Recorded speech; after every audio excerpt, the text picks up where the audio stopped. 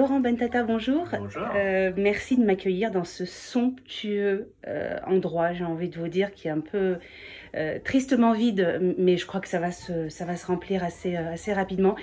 Vous qui êtes le patron, j'ai envie de vous dire, de ce lieu, ne pas entendre ce brouhaha de tout ce public qui arrive pour le spectacle que prévoit le théâtre Mogador, ça vous fait quoi là? C'est surtout que ça traîne depuis quelque temps.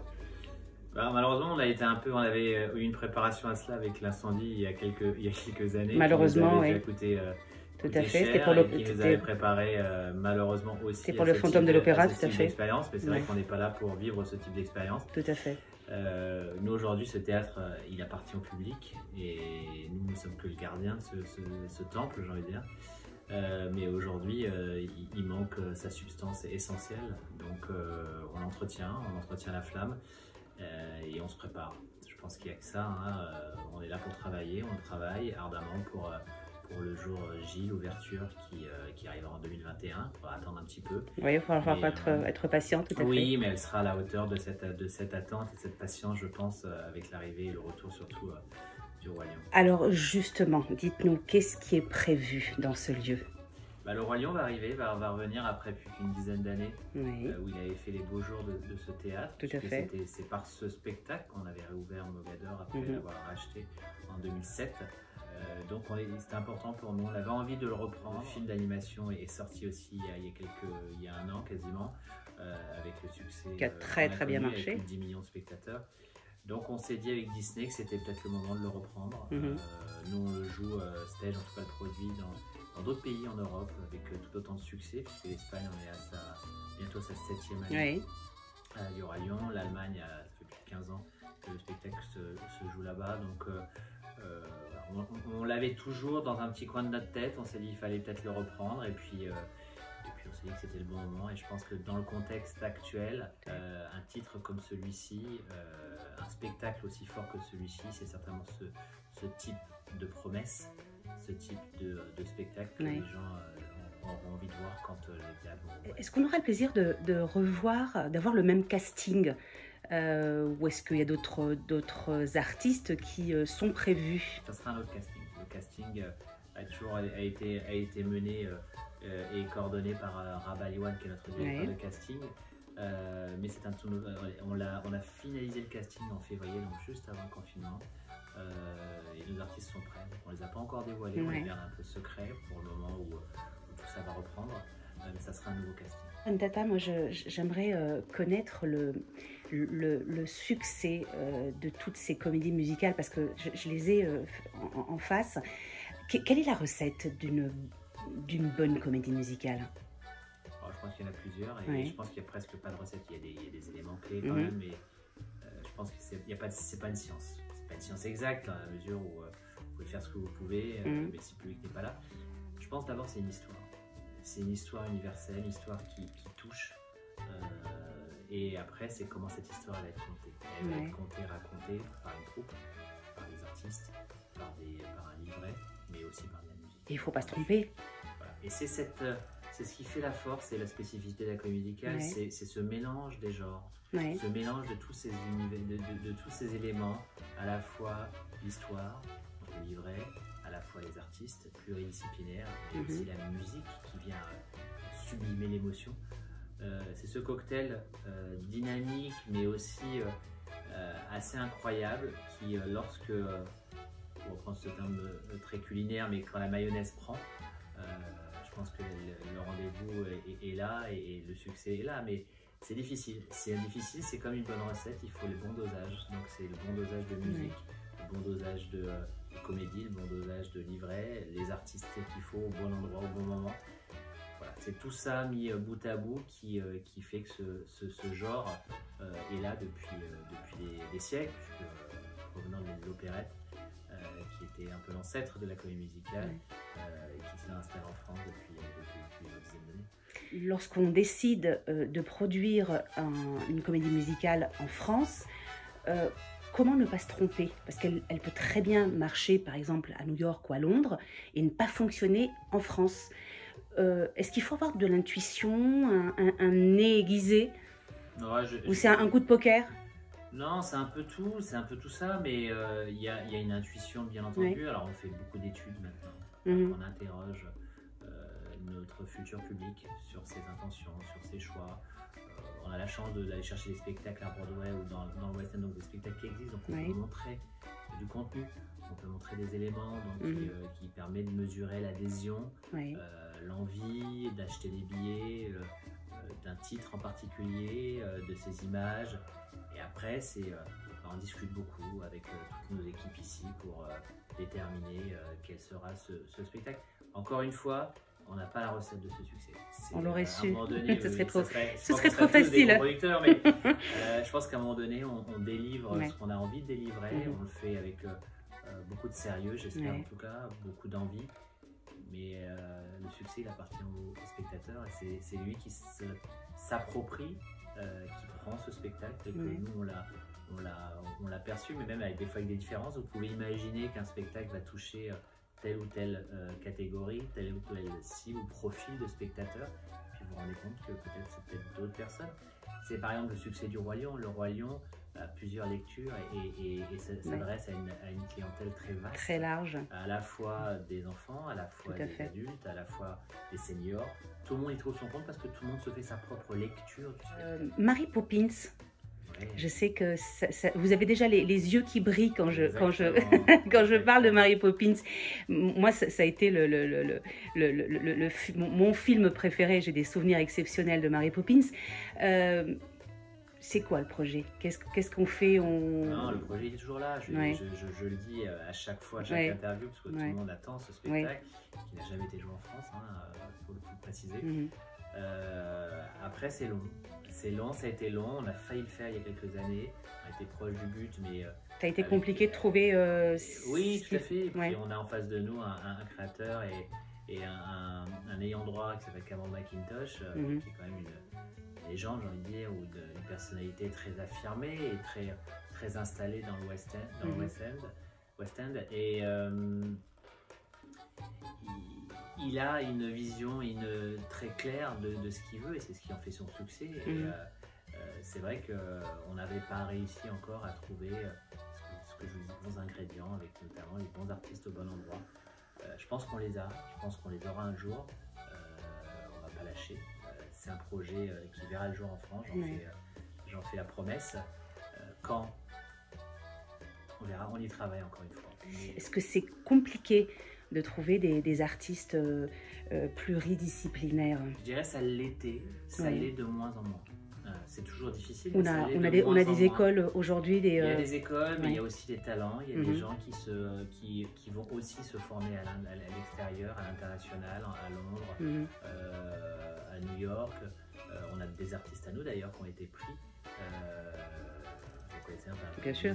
Qui a joué chez nous avec Chicago et le Roi Lion, qui a joué le Roi Lion en Allemagne. Qui a joué aussi à l'international. On a des artistes qui sont partis à New York même. Donc, mais après, tout dépend du rôle, tout dépend du profil, tout dépend de... C'est long et c'est du travail. Encore une fois, c'est un mélange des genres. C'est la rencontre de tous les genres, la danse, le chant et la comédie.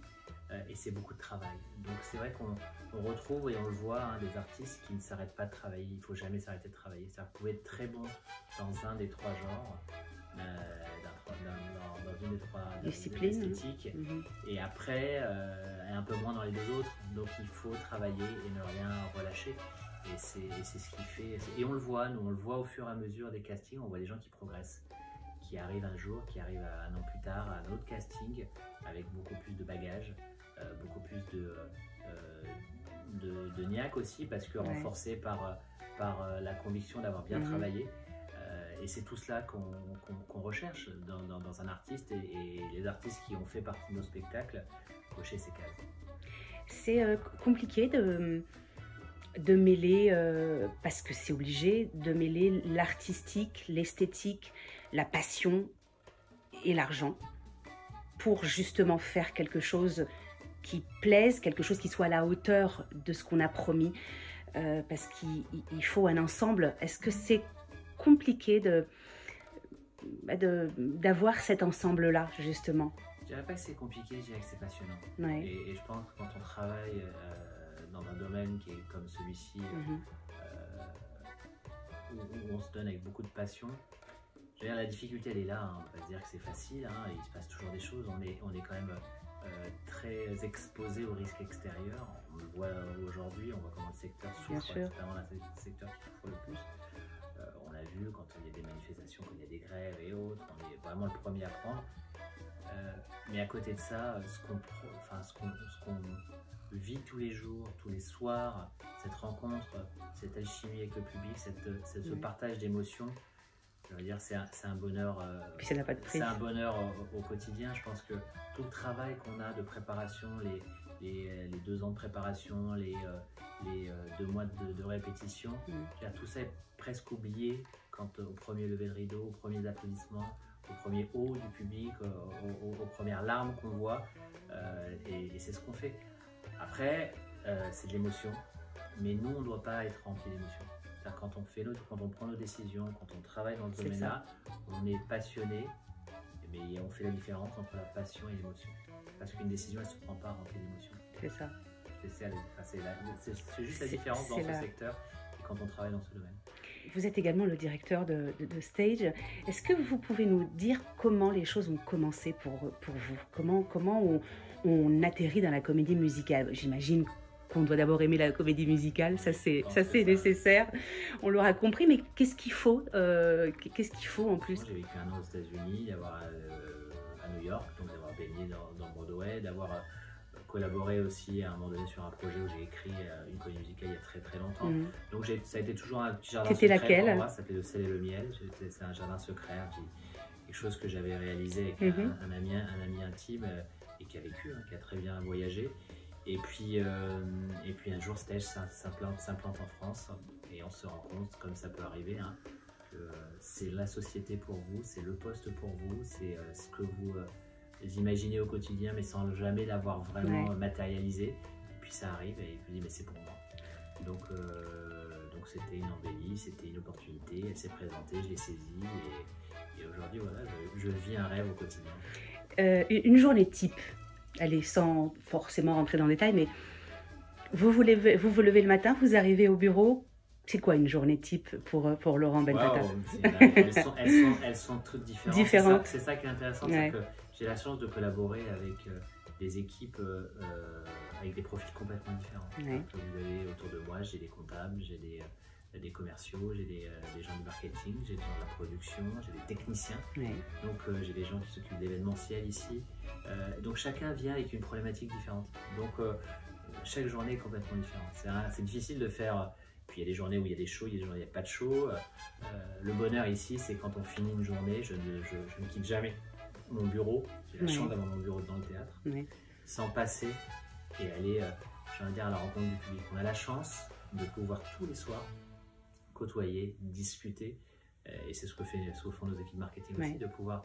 C'est rare d'avoir dans une activité de se dire tous les soirs, j'ai ma clientèle, nous avons nos gens qui nous font vivre, qui sont là tous les soirs. Ah, vous êtes au cœur de l'activité. Voilà. Donc on s'est toujours passé, voir comment ça se passe, avoir un regard bien sûr critique aussi sur nos équipes, de savoir comment on accueille le public, comment accueillir mieux, parce que l'expérience elle commence par là, par ça, mais d'aller voir comment les gens réagissent, parce que tous les soirs les gens réagissent différemment à un spectacle. Le public est différent. Ouais, c'est pour ça que chaque soir, et c'est ce que je dis aux comédiens, ils le savent, mais chaque soir est une première. Chaque soir est la première d'un spectateur. On ne peut pas faire la première, tout donner à la première, et surtout quand on s'installe sur un marathon comme un musical sur 1, voire 2, voire 3 ans. Chaque soir, on se doit de donner le meilleur à nos spectateurs, parce que pour chaque spectateur, c'est sa première. Vous aviez, lors d'une interview, évoqué l'envie de reprendre Cabaret. Pour quelle raison? Je pense que c'était le premier spectacle de Stage, parce que le Roi Lion était le premier à Mogador, mais avant le Roi Lion, on avait joué les Folies Bergères pour le Cabaret. L'œuvre m'a marqué parce que, encore une fois, c'était le premier spectacle, mais l'œuvre est marquante. Je pense qu'on avait une troupe, je pense qu'on a rarement fait mieux sur Cabaret, même par rapport à ce que j'ai vu à l'international. D'ailleurs, pas mal de artistes ont été ont été recrutés, ont été pris à New York. Voilà, c'est à la fois l'œuvre qui est très marquante, ce spectacle, il laisse pas indifférent. Ça, vous ne sortez pas indemne émotionnellement parlant de ce spectacle. Ça a été toute la rencontre aussi avec Sam Mendes qui est venu faire une masterclass à Paris. Il n'était pas encore le Sam Mendes de James Bond, mais il allait vite le devenir. Il était déjà connu, hein, mais voilà, c'est surtout cette troupe, c'est surtout ce qu'on a vécu au moment où nous on était à nos balbutiements aussi. C'était nos premiers faits d'armes. Et Cabaret, voilà, on a donné beaucoup sur ce spectacle, c'était le premier. On ouvrait le bal, on ne connaissait pas grand chose au musical, on ne savait pas comment vendre un spectacle comme celui-ci, comment en parler. On a appris sur le tas, on a appris avec les artistes aussi comme eux, et ça a été une vraie rencontre. Et je revois pas mal d'artistes au quotidien. Je sais qu'ils veulent, j'ai eu des messages récemment, ils veulent reprendre ce spectacle. Je pense qu'il aura sa place pour une reprise à Paris, peut-être pas immédiatement, dans un autre théâtre peut-être que Mogador. On l'a repris 2 fois, faut pas oublier, on l'avait repris à Marigny avec beaucoup de succès déjà. Voilà, j'aimerais bien le reprendre avec cette troupe-là parce que je pense que cette troupe, et chaque artiste a marqué de son empreinte chaque rôle. Donc voilà, je pense que ce spectacle reprend. Votre ambition aujourd'hui pour Mogador et pour Stage? Aujourd'hui, je vais faire du court terme. Hein, oui, c'est vrai, je crois que c'est le cas pour tout le monde. Ouais, ne soyons pas trop ambitieux. Oui. On va dire déjà l'ambition de reprendre et de reprendre tel que c'était. Je ne demanderais même pas plus que ça. Donc, on a la chance l'année prochaine d'avoir 2 spectacles. En plus, c'est vrai qu'on arrive à un moment charnière pour Stage en France, parce qu'on aura pour la première fois 2 spectacles à l'affiche, un Mogador et l'autre, les producteurs au Théâtre de Paris. C'est une ambition qu'on a depuis pas mal de temps, que je porte depuis beaucoup d'années, de pouvoir enfin affirmer notre position, le rôle du musical à Paris, ce genre mal connu, méconnu et mal connu. Mais très apprécié, ceci dit. Tout à fait, mais avec ces 2 spectacles complètement différents, un très populaire, comme Le Royaume, et l'autre connu d'un certain public, pas de tous, mais qui gagne à être connu et qui va l'être de toute façon avec la touche d'Alexis Michalik. Voilà, c'est la réussite de ces 2 spectacles qui constitue mon ambition première pour les années à court, moyen terme, on va dire. Exactement. Est-ce que vous avez des dates d'ailleurs?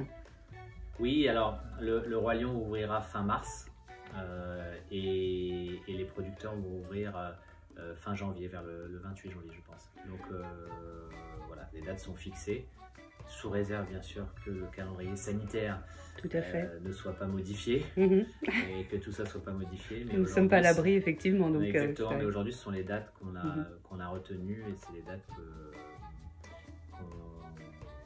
que vous avez fixées sur lesquelles on travaille actuellement. D'accord. Le casting a été fait. Les répétitions, on en est où aujourd'hui? Parce que ça doit être un peu compliqué peut-être pour les équipes. Oui, sur les spectacles, on n'a pas commencé. Juste sur les producteurs, on a fait quelques masterclass de claquettes pour commencer à préparer notre casting, puisque là aussi le casting a été terminé un peu plus tard que le Roi Lion, mais juste avant le confinement. Mais rien ne commencera avant. Alors sur les producteurs, puisque la date d'ouverture est en janvier, donc on commencera les répétitions fin décembre, début janvier. Sur le Roi Lion, les répétitions doivent commencer fin février. Fin février. Laurent, pour terminer, qu'est-ce qu'on peut vous souhaiter à l'ensemble des équipes qui travaillent énormément pour qu'on puisse, nous, public, continuer à rêver? Waouh, c'est une très grande question, j'allais dire, mais répondons par la réponse la plus simple. Oui, simplement. De revivre ces moments d'émotion. Ça vous a manqué? Ah oui. Et le confinement, vous l'avez vécu comment, vous qui êtes dans le domaine artistique? C'est très difficile de rouler à 200 km/h, parce que c'est un peu notre quotidien ici, et tout d'un coup d'être au point mort. Donc après, vous n'avez pas le choix, c'est comme ça. Il a fallu réagir. C'est toujours dans toutes les crises qu'on a eues, vous n'avez pas le temps de vous apitoyer, vous n'avez pas le temps de trop réfléchir, il faut avancer. il faut avancer pour pouvoir préparer l'après, pour pouvoir réouvrir. Ce sont des grosses machines. Donc, et d'ailleurs, c'est tout le message et toutes les discussions qu'on a avec le gouvernement actuellement. On ne peut pas décider fin août d'une ouverture en septembre. Ces spectacles, il leur faut une certaine anticipation, un délai de préparation. Donc, voilà. Mais on n'a pas eu le temps de s'apitoyer. Le confinement, on a marqué le coup. C'était dur, notamment pour Ghost, parce qu'on n'a pas eu le temps de vivre notre dernière, notamment pour les artistes. Et je pense à eux aussi au quotidien aujourd'hui, parce qu'ils n'ont pas vécu leur dernière. C'est dur de ne pas vivre sa dernière. C'est vrai qu'il y avait un peu de frustration. Voilà, on savait. C'est surtout là le problème actuellement, c'est de vivre sans perspective. C'est-à-dire qu'on s'est fixé ces perspectives, on les a aujourd'hui avec les dates qu'on a fixées pour les producteurs, l'ouverture et le Roi Lion. On en avait besoin, mais on a mis du temps à les caler parce qu'il a fallu jauger la réalité, la problématique sanitaire. Aujourd'hui, on travaille encore sur les protocoles parce que le Roi Lion, ce sont quand même 50 artistes sur scène. Il va falloir préparer tout ça en respectant les mesures sanitaires. Donc, c'est tout le quotidien aujourd'hui de nos équipes pour qu'on soit prêts au moment venu d'accueillir nos artistes dans le premier temps et le public qui arrivera juste après. Donc finalement, qu'est-ce qu'on peut vous souhaiter? Que les choses se calment? Oui, et puis de revivre des moments intenses d'émotion avec notre public. Je pense qu'on fait ce métier que pour ça, que pour voir des sourires, des larmes de joie, des larmes de plaisir, des moments de partage. Donc c'est notre ADN et on veut la garder, la conserver, la faire vivre. Laurent Bentata, merci beaucoup pour ce moment. Et puis nous, au Passage des Artistes, on sera au rendez-vous en tout cas.